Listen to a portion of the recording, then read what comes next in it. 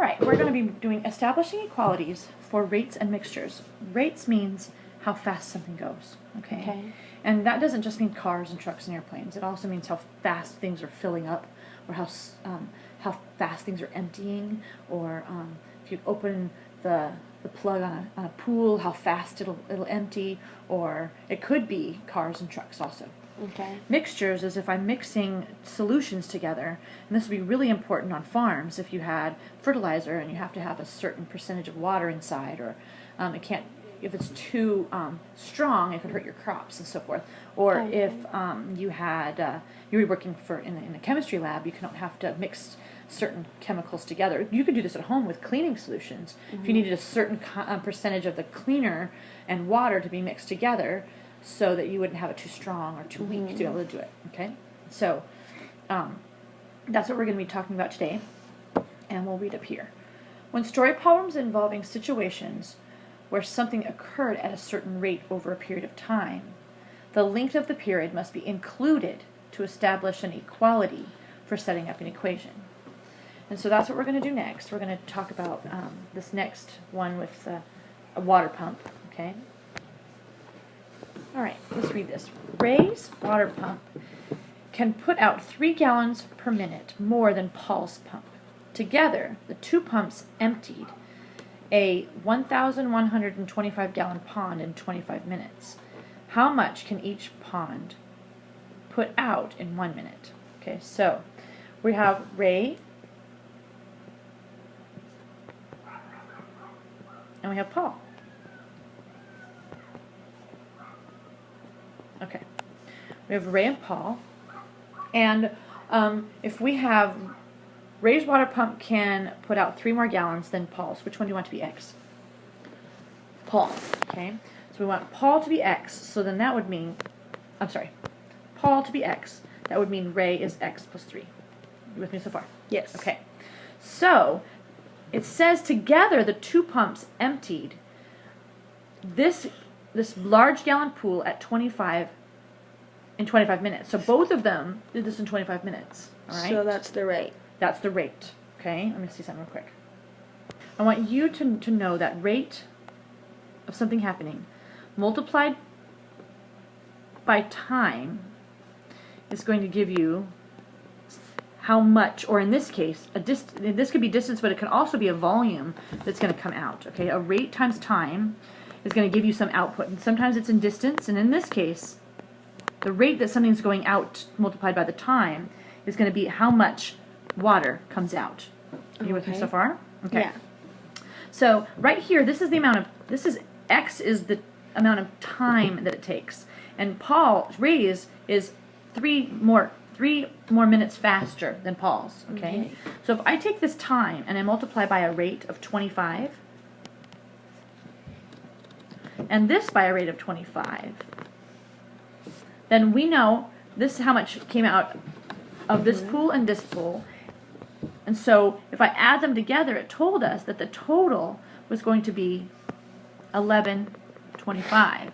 Oh, so what's the difference? We've been doing this. This is what we've been doing. It's just we haven't been doing it. We've been doing it with money.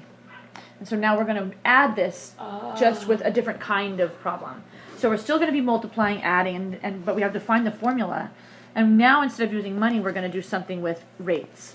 And we're going to be multiplying a rate times a time to give us, in this case, a volume that's coming out. Okay. Sometimes it's the rate could be miles per hour, and that's going to be something going in a certain number of miles. This time it happens to be gallons per minute, and so it's giving us a volume. Okay. So we do the same thing we've been doing before. We multiply these together, and that's going to give us X plus 75 plus 25. I'm sorry, back up. That was a 25X. Okay. We're going to multiply that. 25X plus 75. And then bring down this 25X equals 1125. I don't have enough room in here, so let's move this over to the next one.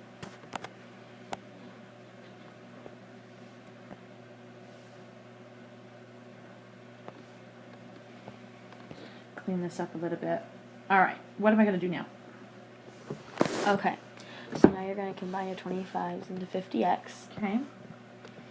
Plus 75 equals 1,125. Okay. Subtract 75 from both sides.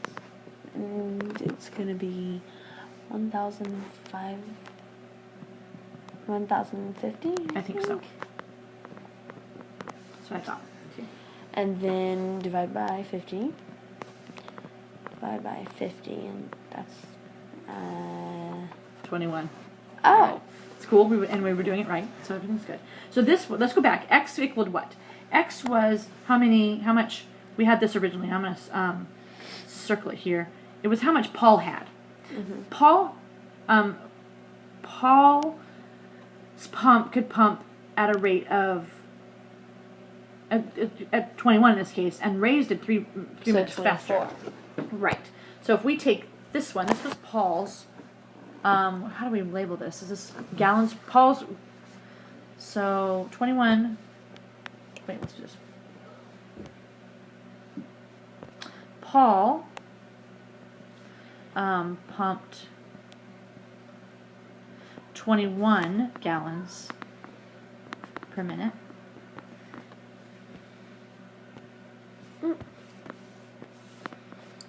I need to scoot that over. I'm not doing, there we go, minutes. And then we have Ray had X plus 3 if we remember back, and so we just add that to there and make it 24. Okay. That's basically what we've been doing. It is. Let's try another one. Okay. All right. All right, here's the next problem. How much solution of a 90% antifreeze must be added to change a 2-gallon solution of 30% antifreeze to a solution of 60% antifreeze? So let's just explain what this means, okay? Over here on the side of your garage, you have a little gallon jug, or maybe even more than a gallon, of 90% solution. Really concentrated stuff, okay? And you have a 2-gallon jug here of 30%. It's 2 gallons of this. And we're going to pour some of this into here to bring up the percentage, to eventually bring it up to a 60% solution. Okay. Okay? Okay.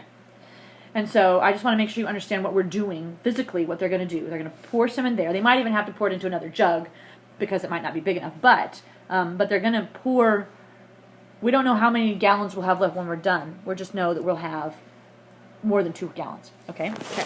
We might probably can figure that out. But so we're starting off here. Clear this. We're starting off here with 2 gallons of the 30%. So we have a 30% and a 90%. Okay? We're starting off with 2 gallons, and we're going to add some to it. Okay. You with me so far? Mm-hmm. When we're done, we're going to have 2 plus X. That make sense? Mm-hmm. Okay. And we're going to have a 60% solution when we're done. So we're going to have to multiply this by the 30% solution. Okay. Multiply this by the 90% solution. And it's going to equal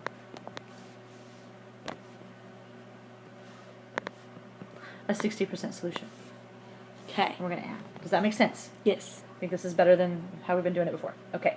So then we just start doing the algebra. Now you could, if we wanted to, just move this over 1, move this over 1, and move that over 1 by multiplying by 10 on everything. So I'll have 3 times 2 plus 9 times x equals 6 and 2 plus x. Does that make sense? Yeah. Okay. So then we have 6 plus 9x equals 12 plus 6x. Okay. So then we have to do, we'll have 6 plus, no, we won't. Okay, I thought he was crying. Yeah. We're gonna, All right. Let's combine these. I'll have to move either the 12 over or the 6 over, and you decide. let's move the 6 over. Okay. So then we'll have 6. Yes, 9x equals 6 plus 6x. No.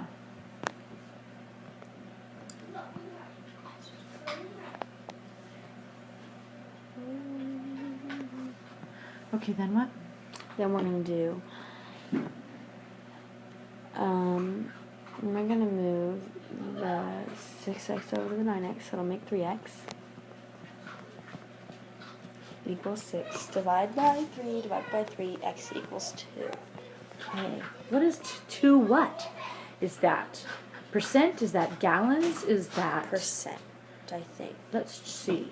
So, x originally up here represented the number of gallons of the 90% that we're going to have to add. Oh, so that's the number of gallons. Yes, so we're going to have to add 2 gallons of the 90%. Do you remember how I said that back here, that's what we're looking for.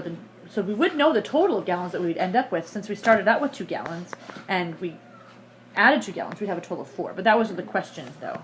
The question was how many gallons we're going to have to add. We're going to have 2 gallons of the 90%.